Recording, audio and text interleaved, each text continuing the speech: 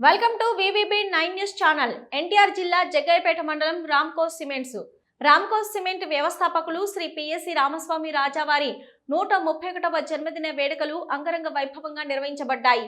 ఈ సందర్భంగా మక్కపేటలోని శివాలయంలో ప్రత్యేక పూజా కార్యక్రమాలు నిర్వహించిన తర్వాత కాగడాలతో ర్యాలీ ఏర్పాటు చేయడమైంది. ఈ ఊరేగింపు చిల్లకల్లు ఓహెచ్ఓ కాలనీ మీదుగా జగ్గయ్యపేటలోని శ్రీ శివానంద ట్రస్ట్ వద్దకు చేరుకుంది.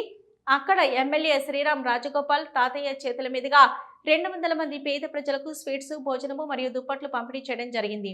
తర్వాత జయంతిపురం తండా మీదుగా రాంకో సిమెంట్ ఫ్యాక్టరీలోకి ప్రవేశించి రాంకో సిమెంట్ ఫ్యాక్టరీ కాలనీ మీదుగా ఊరేగింపు ముగించుకొని గణపతి దేవాలయంలో కాకడలను అర్పించారు. ఈ కార్యక్రమంలో సంగీత ధ్వనులతో యువత ఉత్సాహంగా పాల్గొనడం జరిగింది. కార్యక్రమంలో పాల్గొన్న ప్రముఖులు ఈ కార్యక్రమంలో company president manufacturing Shri Ashish Kumar Srivastava, vice president Shri S VRK Murthy Rao, senior general manager account and admin Shri Farooq Mohammed, HR Ramakrishna, Sai తదితరులు పాల్గొన్నారు.